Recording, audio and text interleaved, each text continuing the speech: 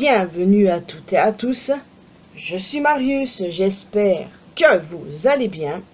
Alors évidemment, je vais vous parler du dernier chapitre de One Piece, et ouais, j'ai pas mal de questions là pour le coup, notamment avec la fin du chapitre. Enfin bon, on en reparlera tout à l'heure. Avant de rentrer dans le vif du sujet, un mot sur la première page, bien évidemment. Il s'agit d'une page en couleur où les Mugiwara profitent tout simplement de l'été avec une Nami géante. Oda, voyons, t'avais pas la main dans le calbut pour dessiner ça? Enfin bref, passons. Les géants se défendent contre l'assaut de Saturne et Luffy prépare une autre attaque alors que Bonnie a récupéré et est redevenue Nika, prête à régler le compte de Saturne, le monstre qui a fait souffrir ses parents. Pour eux, elle va continuer à vivre. Ensemble, Bonnie et Luffy déclenchent des attaques simultanées sur Saturne, des attaques suffisamment puissantes pour le faire exploser et l'envoyer dans l'océan sous les applaudissements des géants et le sourire de Kuma. Un sourire qui fait chaud au cœur. Par contre, vous pariez combien que Saturne va revenir?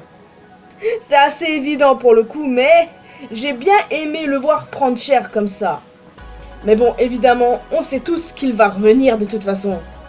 Le message de Vegapunk continue, nous emmenant cette fois-ci à Locktown, plus précisément sur la place où Roger a été exécuté. Vegapunk dit que le jour viendra où le siècle oublié refera surface, mentionnant une fois encore les armes antiques. Lorsqu'il les mentionne, Oda met le focus sur Shirahoshi, qui est évidemment Poséidon, et sur Vivi, qui est lié à Pluton de par le passé d'Alabasta. Mais ce qui est intéressant, c'est le focus sur Skypiea. A priori, elle n'a pourtant aucun rapport avec les armes antiques, n'est-ce pas? À moins qu'il y en ait vraiment un. Uranus serait donc attribué aux îles célestes, vu que ça touche à la gravité? Et si Uranus était une île céleste technologique, capable d'être dirigée depuis le ciel? En vrai, c'est pas con réfléchi comme ça. Je trouve même que c'est très possible, parce que Skypiea, c'est pas là pour rien. Vegapunk déclare également que quelqu'un tente d'effacer les descendants de rares races, telles que les boucaniers, les lunaria et les trois yeux. Nous avons vu Pudding, King, Kuma et Barbe Blanche. Et je me suis demandé pourquoi Barbe Blanche précisément. Je me souviens de la fameuse théorie selon laquelle Barbe Blanche serait en réalité un boucanier. Et en vrai, pour le coup, à l'époque, quand la théorie est sortie, lorsque la race de Kuma a été révélée, eh bien, moi, je me suis dit, ah mais en fait, ça se tient.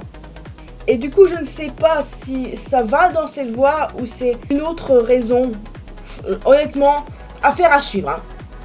Puis, Vegapunk parle de Roger et du One Piece, ce qui excite et affole les gens.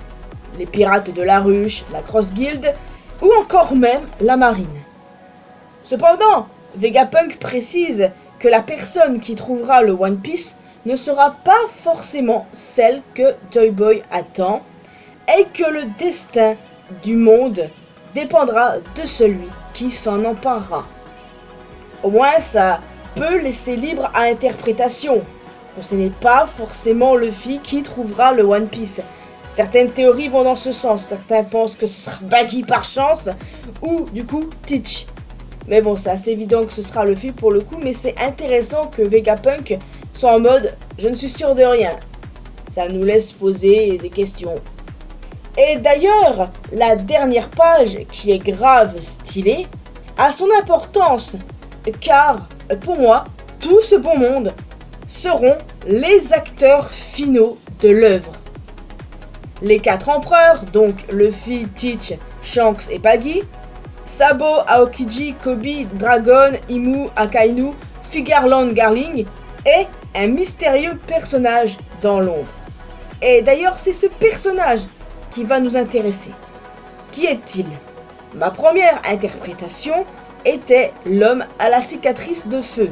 Évidemment, comme beaucoup d'entre vous, j'imagine. Et je pense toujours que c'est le cas, mais je me suis aussi souvenu qu'Oda avait teasé un personnage avec un cache-œil il y a plusieurs années de cela maintenant. Et du coup, j'ai envie de dire, c'est l'un ou l'autre selon moi. Ou alors, c'est un seul et même personnage d'une certaine manière. À voir. D'autres vont plus loin en disant qu'il s'agit du frère jumeau de Shanks. Ça me paraît trop tiré par les cheveux pour être honnête avec vous. Oui, il est clair que Shanks est un Figarland, mais je ne pense pas que ce gars-là soit lié à cette famille. Après oui, je peux me tromper. Bien évidemment, je ne détiens pas la science infuse, hein, encore une fois.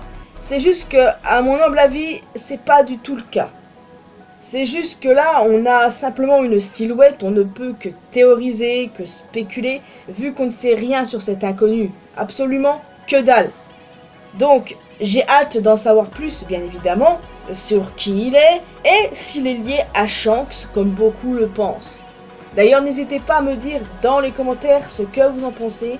Est-ce que cet homme est de la famille de Shanks? Est-ce qu'il est l'homme à la cicatrice de feu? Est-ce que c'est un autre chevalier divin? Affaire à suivre. En tout cas, j'ai hâte de discuter de ça avec vous. Et en général, quand il y a une silhouette présentée comme ça dans One Piece, les gens ils sont excités et ils trouvent toutes sortes de théories farfelues. Bref, voilà, quoi qu'il en soit, j'ai vraiment hâte de voir la suite. Mais bon, pas de chapitre cette semaine, je le redis. Mais bon, de toute façon, normalement, One Piece repart en pause après le chapitre 1122. Enfin voilà, je vous en ai déjà parlé lors de ma dernière review, donc je ne reviens pas dessus. Ah, et 27 ans que ce formidable manga qui est One Piece existe.